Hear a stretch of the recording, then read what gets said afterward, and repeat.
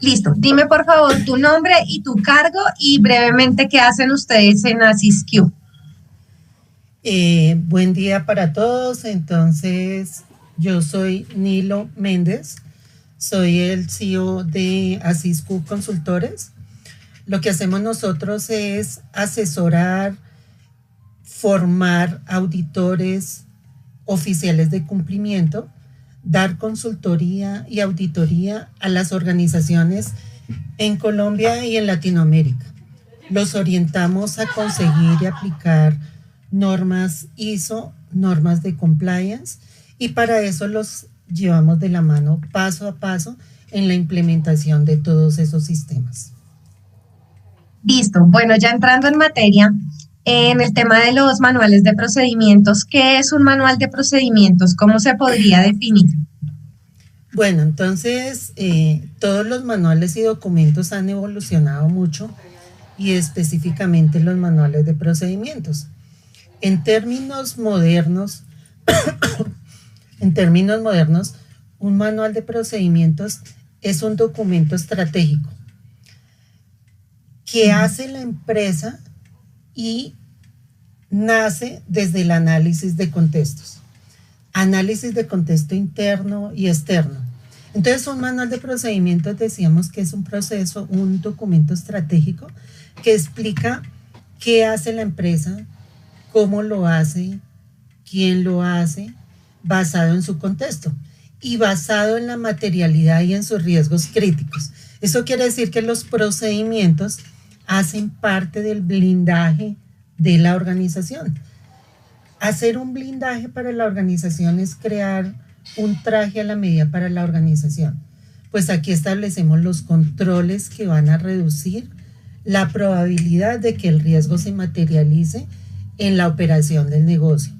¿Qué es el blindaje? Es la protección integral que usa una empresa para prevenir riesgos, fraudes, para prevenir errores, asegurar que todo funcione bien, asegurar que el cliente y las partes interesadas queden satisfechas de forma segura y de forma controlada. Entonces, ese traje a la medida que son los manuales de procedimientos hacen o reflejan la realidad del negocio, sus obligaciones, y aquí integramos dentro de los manuales de procedimientos, vamos a integrar las normas voluntarias como normas ISO y también todos los temas legales y reglamentarios que tenga que cumplir una organización, como los temas de compliance. Dentro de los temas de compliance tenemos el SARLAF, el SAGRILAF, el PTE, el SICOF, las normas de protección de datos de personas y entre muchos otros, ¿no? Entonces, como los manuales de procedimientos dan respuesta a la materialidad, entonces aquí tenemos que saber e identificar qué es lo que de verdad le importa a la empresa. Enfocarse en su operación, en los temas de riesgo, en situaciones que puedan afectar la organización, ya sea para bien o para mal. Ahí es donde nace la relación con la gestión de riesgos y oportunidades que toca aplicarle a todas las normas ISO y de compliance, y los manuales de procedimientos recogen todo eso. Entonces, básicamente, los manuales de procedimientos también deben de incorporar la cultura ética. En este momento estaríamos hablando de una cultura ética 4.0 en ese enfoque moderno, donde tenemos que introducir en nuestros manuales de procedimientos los temas de transparencia, el comportamiento ético, el comportamiento en compliance, y todo esto va alineado con las normas ISO y lo trae la nueva norma ISO 9001 que sale ahorita en el 2026, donde se refuerza el papel del compliance y la ética. Esta norma va a traer eso para introducirlo en sus documentos, en los blindajes de las organizaciones, y los manuales de procedimientos obviamente hacen parte de todas estas normas. Y algo muy importante para finalizar esa pregunta es que los entes supervisores, los países, las empresas deben de estar alineados con los objetivos de desarrollo sostenible. Y eso hay que incluirlo en los manuales de procedimientos. Hay que incluir el enfoque ASG, ambiental, social y de gobernanza. Todo eso hace parte de los nuevos y modernos manuales de procedimientos de las organizaciones. Viviana. Ok, ¿hay alguna diferencia entre los manuales de procedimientos y los manuales de procesos? Los manuales de procesos los conocemos como manual de caracterizaciones de los procesos.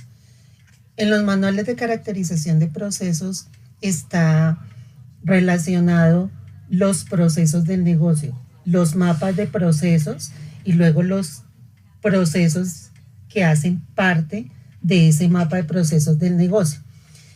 Y en cada caracterización de cada uno de esos procesos, damos la definición de lo que es un proceso. Conjunto de actividades mutuamente relacionadas que transforman entradas en salidas, y ahí se resume en una sola hoja el proceso, con responsables, objetivos, controles, los requisitos que cumplimos en cada proceso. Mientras que el manual de procedimientos nos dice paso a paso lo que hacemos dentro de cada proceso. ¿Sí? Entonces esa es la gran diferencia. El manual de procedimientos es el detalle, el paso a paso. Ok. Cuando, a partir de tu experiencia con empresas, ¿cuáles son los principales errores que cometen con respecto a estos manuales, tanto el de procedimientos o el de procesos? Los principales problemas o falencias de estos manuales es que no reflejan la materialidad del negocio. Y uno ve cuando hace auditorías en las organizaciones que uno puede percibir que son copiados o genéricos. Entonces la idea es que los manuales deben de ser diseñados a la medida del negocio. No están alineados con el análisis de contexto, ese es el otro error, ni con la matriz de gestión de riesgos. Tampoco no se considera como los controles que pueden evitar la materialización de los riesgos. Los manuales que están haciendo las empresas tampoco se conectan con indicadores claves como los KPIs, que son los indicadores claves de desempeño, los indicadores claves de riesgo, KRIs, y los indicadores claves de control, KCIs. Y el otro error es que cuando hacen manuales de procedimientos los dejan ahí a través del tiempo, muchos años, y no los actualizan. O el personal no los usa. Y solo se elaboran para cumplir algún requisito, pero no los están actualizando y no le dan la importancia que tiene este documento, que es el blindaje de la organización. Y además tampoco los están integrando en su totalidad con normas ISO y con los marcos regulatorios como Compliance, SARLAB, SAGRILAB, PTS y COF, la protección de datos. Entonces muchas organizaciones no lo integran formalmente y quedan como ruedas sueltas, ¿sí? Entonces esos son los errores más comunes en esa elaboración de manuales. Listo. Hablando de los pasos que se deben tener en cuenta para elaborar estos manuales, ¿qué podrías recomendar tú? ¿O cuál es, digamos, ese listado de pasos que se pueden seguir y qué información, digamos, se debe ir incluyendo en esa matriz? Bueno, cuando vamos a construir manuales, lo primero que tenemos que identificar es la materialidad del negocio. Tenemos que reconocer qué tareas, qué decisiones, qué riesgos son realmente importantes para la empresa, porque si fallan pueden afectar de manera significativa a la organización. Entonces, todos estos documentos nacen desde el contexto. Todos los sistemas nacen desde el contexto y los documentos nacen allá. Ahí teníamos que tener en cuenta y entender cómo influye las partes interesadas de la organización dentro del negocio. Tenemos que conocer el entorno, las condiciones internas también del negocio, de la empresa, para poder documentar. Luego tenemos que integrar los riesgos y crear controles. Crear controles es incluir los riesgos identificados y los controles diseñados para evitar que esos riesgos se vayan a materializar en la organización. Y luego tenemos que describir actividades paso a paso. Eso quiere decir que tenemos que detallar de manera organizada cómo se realiza cada actividad sin omitir acciones claves. Dentro de estos documentos también tenemos que tener en cuenta los roles y las responsabilidades de las personas. Entonces tenemos que especificar quién hace qué y cuáles son sus obligaciones dentro de cada procedimiento, dentro de cada documento o dentro de cada proceso más bien. Y luego los tenemos que ir alineando con los indicadores claves que mencionábamos, los KPIs, los KRIs y los K6. Dentro del mismo procedimiento, eso se hace por cada procedimiento, tenemos que incluir los requisitos legales y las normas aplicables, ya sean voluntarias o sean regulatorias. Y luego tenemos que validar con los dueños de proceso, revisar ese contenido para ver si ese contenido refleja la realidad operativa de la empresa. Y ya cuando tenemos todo eso, lo que hacemos es aprobar. Lo que se hace es formalizar el documento, se asigna una versión, un código, una fecha de emisión y obviamente ese procedimiento debe tener una estructura, un objetivo, riesgos críticos, descripción del procedimiento, responsables, indicadores, normas aplicables, diagramas y todos los procedimientos. Normalmente yo le aconsejo a mis estudiantes que utilicen la norma ISO 10013 porque esa norma nos ayuda a elaborar estos tipos de documentos de forma organizada, de forma profesional y aplicable a las organizaciones. Ok, tú mencionabas el tema de que estos manuales a veces se quedan como guardados, ¿no? ¿Cómo lograr que siempre estén actualizados y disponibles para quien los necesite? Por ejemplo, cada cuánto se deben actualizar y cómo se deben comunicar a las personas para que precisamente pues actúen con base en ellos y no se queden como un documento más. Bueno, ese es un error muy común en todas las organizaciones y es el mayor número de no conformidades que salen en las auditorías, tanto en empresas privadas como en empresas públicas. Y lo que pasa es que para mantenerlos actualizados tenemos que revisar periódicamente los cambios de materialidad y los cambios en el contexto interno y externo. Todo vuelve al contexto. Eso quiere decir que cuando algo cambia por allá afuera, una norma, todo este tema de guerras, de problemas, de cambio de normas en el Estado,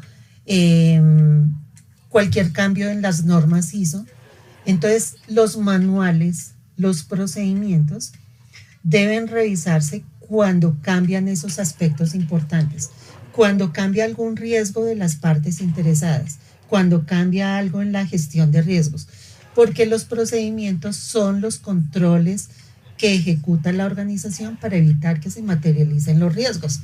Entonces ahí tenemos que incluir cambios en las leyes, cambios en los procesos, riesgos críticos, y todo eso es clave porque todos esos cambios afectan la segmentación de riesgos y por lo tanto forma parte de los controles que debe funcionar en la organización. Además, para poderlos mantener actualizados necesitamos tener documentos bien elaborados. Eso quiere decir que ese documento debe tener una versión, una fecha de emisión, un control de cambios, y así puedo llevar el control específico de cómo ha evolucionado y cómo ha cambiado, y que estoy trabajando con un documento vigente. Y luego, para garantizar que ese documento está actualizado, lo subo a un sitio donde estén solo los documentos vigentes, a una intranet, por ejemplo, donde todos los funcionarios de la empresa pueden tener acceso a eso. O, por ejemplo, a un Drive, o donde los pueda consultar fácilmente. Y también podríamos tener alertas automáticas. Hay software y podemos estar haciendo consultas periódicas de cambios normativos, y eso nos va a alertar para poder actualizar los documentos. Y por último, ahí lo vital es generar concienciación, dar capacitación, generar conocimiento, inducción, reinducción continua. Cada vez que se actualice algún documento, hay que entrenar a las personas para que empiecen a aplicar esos documentos en tiempo real. ¿En qué formatos, por ejemplo, como diagramas o qué recomendarías tú para que esa información de los manuales sea más accesible, para que la gente, los empleados la entiendan mejor y la puedan tener como más a la mano? Bueno, mire que ahí depende de la creatividad de las personas que diseñan los documentos, y entre más creativos, mejor. Entre el lenguaje sea más sencillo, mejor. Hay organizaciones que hacen procedimientos con dibujitos, con muchas ayudas visuales, sencillas y un lenguaje muy sencillo. Entonces pueden usar diagramas, dibujos paso a paso que muestra cómo fluye un proceso para fácil entendimiento. Aquí también es importante que tengamos claro los mapas de procesos de la organización. También podemos complementar con infografías, porque las infografías traen imágenes, colorcitos, iconos y como el lenguaje muy sencillito para explicar a las personas. Y también podemos hacer, echar mano de matrices como que nos ayudan a decir quién hace qué, el responsable, la consulta. O sea, en tablas podemos decir cómo interactúa cada persona en ese procedimiento, y nos va a servir mucho. Y obviamente es obligatorio que cada procedimiento tenga listas de chequeo o formatos que se van a convertir en registros, porque un procedimiento que no tenga registros pues no deja evidencia de nada y no sirve para nada. Entonces acá lo importante es que queden las evidencias, que podamos crear protocolos también visuales, con fotos, con pictogramas, gráficos. En pocas palabras, todas las herramientas visuales facilitan la creación y entendimiento de los procedimientos. Y eso ayuda a que sean claros, fáciles de entender, fáciles de aplicar. Y lo más importante es que va a reducir los errores y va a mejorar el aprendizaje de las personas. Eso sería lo esencial en cómo facilitar la comprensión y utilización de herramientas para fortalecer la cultura de utilización de formatos y ayudas en los procedimientos. Ok. Estas manuales, digamos, son útiles en las empresas tanto de servicios como manufactura, y en las áreas de las organizaciones hay algunas de pronto que sean más neurálgicas o en donde se requieran más, o tú recomendarías que en las empresas de todos los sectores y en todos sus procedimientos vitales, digamos, haya manuales, o cómo decidir en cuáles sí o en cuáles no? Todas las empresas, sean pequeñas, grandes, públicas, privadas, eh, todas, absolutamente todas al 100%, necesitan tener organizado su negocio. Son útiles y yo diría que debería ser obligatorio que tengamos organizado el negocio, porque allí definimos qué se tiene que hacer y cómo se tiene que hacer, y cada persona actuaría como un engranaje en tiempo real, haciendo lo que debe de hacer. Y en todos los casos existen procesos críticos en todas las organizaciones. En todas las organizaciones hay riesgos y por eso es necesario tener estos documentos que requieren controles basados en la materialidad, porque los manuales son igualmente útiles y necesarios en todo tipo de negocios. Bien, entonces eso nos va a facilitar que se nos materialicen riesgos en las organizaciones. Y obviamente hay áreas, procesos donde probablemente sean más indispensables. Por ejemplo, son esenciales en todas las áreas o procesos donde tengamos riesgos de que se materialice algo indeseable o algo disruptivo en la organización, algo que pueda paralizar la operación.